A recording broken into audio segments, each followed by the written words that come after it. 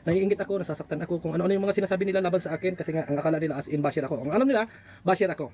So kaya mga kaibigan, na i-comment ko yon kasi marami na rin akong nakikita ng mga iba't ibang viewers at mga nagre-reels na ang sinasabi ay baka mag-shoota na yung dalawa or sila na.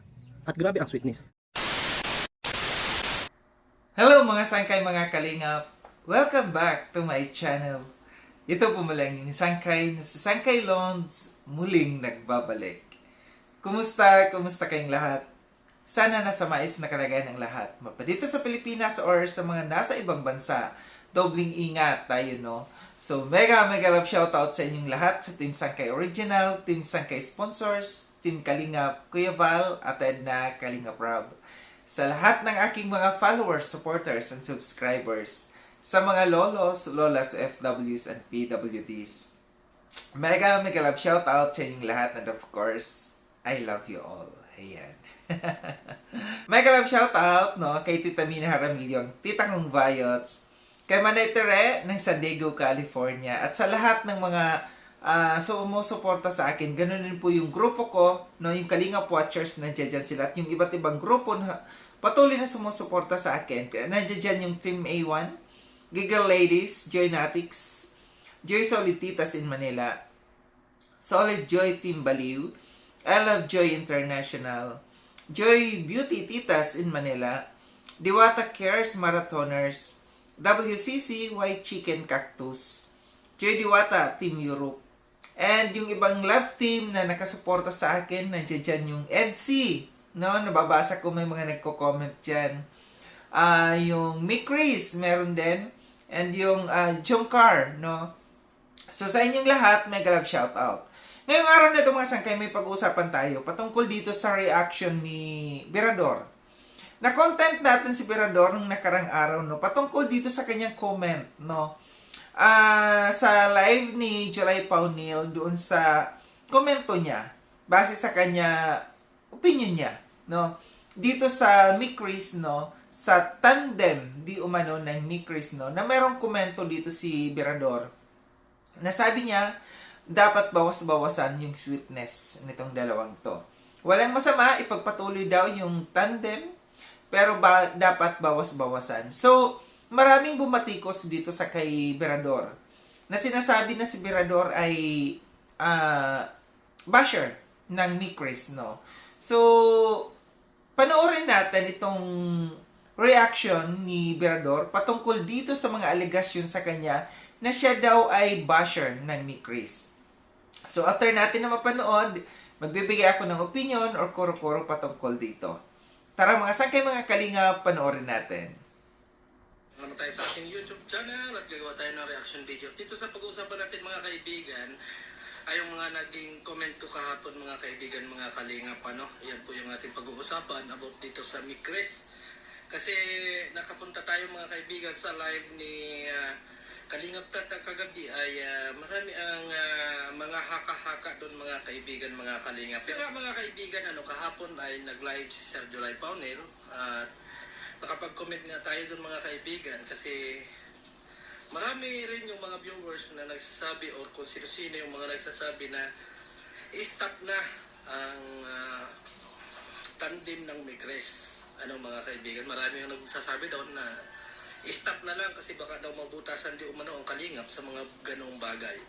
Pero ako mga kaibigan, ang opinion ko kasi doon na na-interpret ng ibang mga viewers ng mga Mick Reese, akala nila ay basher ako. Kasi ang comment ko doon mga kaibigan ay sabi ko nga doon, ituloy lang yung tandem kasi maganda naman. Kaso nga lang, bawasan natin yung pagiging sweetness ng dalawa. Yun po yung pakinakang comment ko doon mga kaibigan, mga kalingap. At yan po yung mga naging parang hinanakit ng ibang Mick Reese fans, mga kaibigan, mga kalingap. Dahil sa comment ko ngayon, nakapag-content nga si Sangkay Lons TV, si Hasa, si Bupel. So, doon sa live ni Tata, marami ang nagsasabi na di umano ay naiinggit ako, nasasaktan ako kung ano-ano yung mga sinasabi nila laban sa akin kasi nga ang akala nila as in basher ako. Ang alam nila, basher ako. Ang tanong mga kaibigan, mga kalingap, bakit ko ikinoment ang mga bagay na yan? Mga kaibigan, mga kalingap. Bakit ganun ang comment ko? Bilang basher ba? Or isang taong nagpapaalala o isang tao na concerned, mga kaibigan, mga kalingap. Isang taong concerned sa kalingap. Kasi ganito yung mga kaibigan, mga kalingap. Ano? Alam natin, ang Mikris, mga kaibigan, ay tandem. Walang love team, walang sweetness o kung ano to man. Kasi pagpapasaya doon sa ating mga viewers o sa ating mga OFW, mga kaibigan. Pero ilang ay nakitaan natin ang mga sweetness at kung ano-ano yung mga nangyayaring galawan sa live ceiling. So sabi ko, dapat ay bawas-bawasan to. Bawas-bawasan to ng kaunti. Kasi ito ay dahilan din po para magkaroon din ng ibang haka-haka yung mga viewers, mga kaibigan, o yung mga tao na lumalaban dito sa kalingap, mga kaibigan. Ang tanong ko dito, mga kaibigan, ganito kasi. Kaya na-comment ko yan kasi ganito yan. Natatandaan ninyo, mga kaibigan, yung ibang mga love team o serye na nagkaroon sila ng mga sweetness or nagkaroon sila ng mga sumpaan o kung ano-ano pang sweetness na nangyari. Yung mga viewers, mga kaibigan, ay naging fanatic at naniwala sila na mayroon na talaga silang relasyon. At naniwala yung iba na sila na talaga. Kahit alam natin, mga kaibigan, na yung part na yon ay for eksena, para mapaganda yung serye. Andun tayo. Kaso, nung mabulgar, mga kaibigan, ay napakalaking big basher sa kalingap. Lalo na kay Kalingap Rab, Kuya Bal Santos Matubang. Diba? Oh, halimbawa na lang natin yung nakaraan na love team. Love team yun, mga kaibigan. Na talagang gustong-gusto ng mga viewers na magkatuluyan na yung dalawang tao. At nang magkaroon nga, mga kaibigan, ng bulgaran at nagkaroon nga ng malaking gulo, ay pinaratangan si Kalingap Rab ng kung ano-ano, mga kaibigan, mga kalingap. Pinaratangan na manluluko, ganito ka rin eh. So kaya, mga kaibigan, na i-comment ko yun. Kasi marami na rin akong nakikita na mga iba't ibang viewers at mga nagre-reels na ang sinasabi ay baka mag-shoota na yung dalawa o sila na.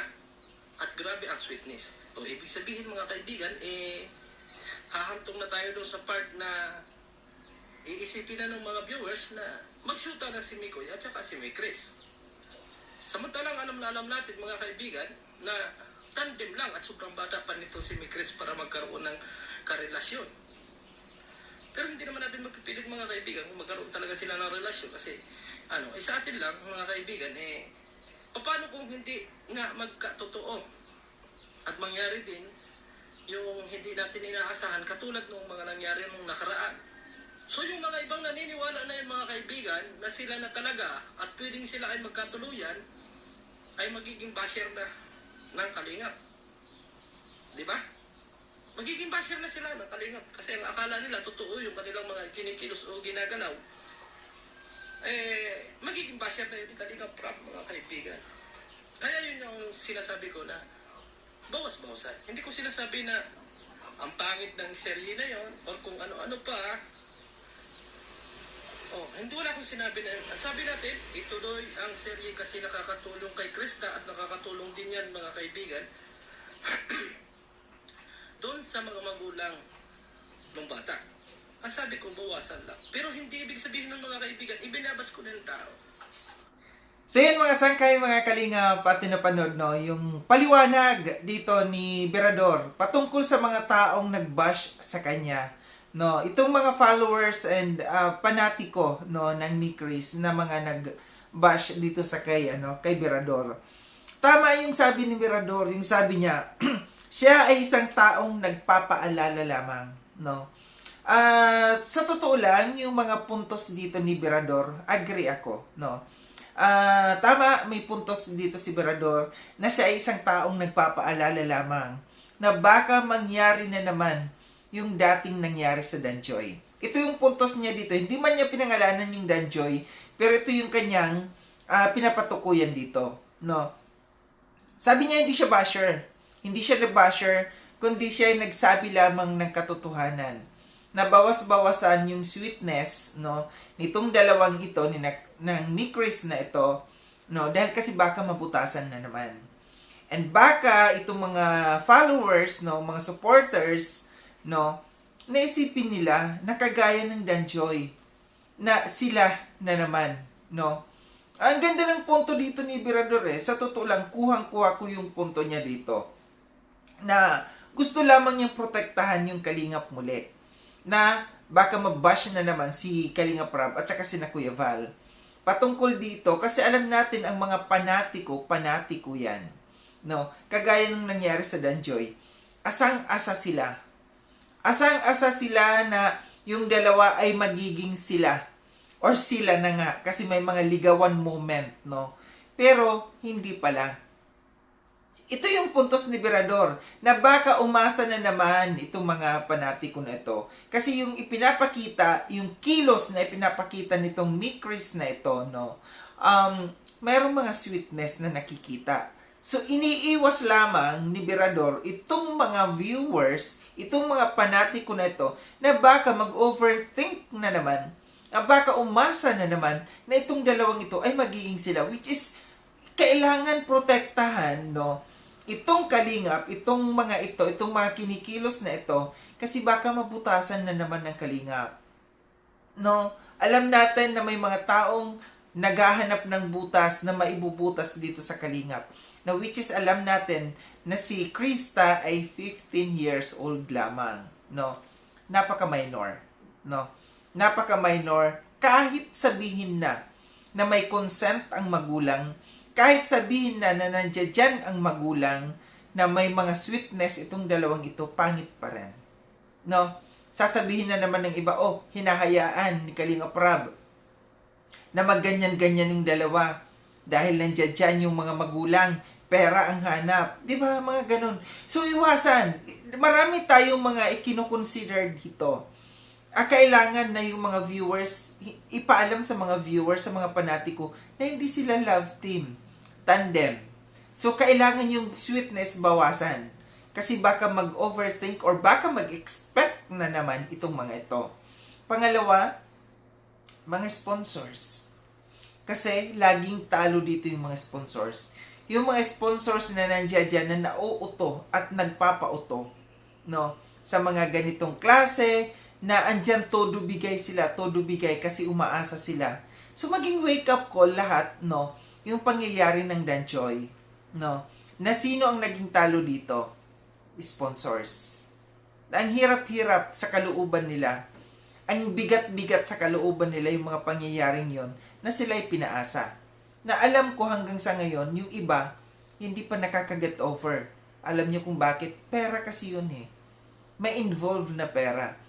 Dito, no, marami na rin akong nababasa dyan na sinasabi nila na ito si Mikoy, pera-pera lamang, maraming nagbibigay na sponsors, kaya nagpapasweet-sweet ganyan.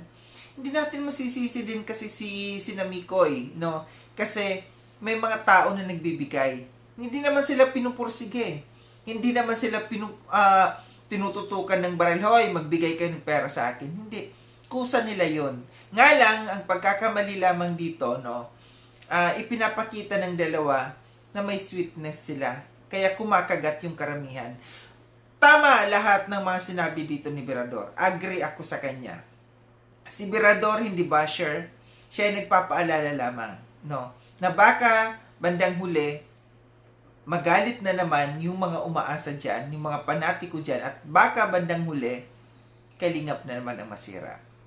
So muli maraming salamat mga sangkay sa panonood. Sa mga hindi pa nakapag-subscribe kay Sangkay Londs, subscribe niyo na po ako. Click yung notification bell para updated kayo sa lahat ng mga videos na aking gagawin. Like and share itong video na ito mga sangkay. Kita-kits tayo ulit sa susunod na video na aking gagawin. Ingat kayo sa ang dako ng mundo man kinaroroon. Paalam ng mga sangkay mga kalingap, paalam.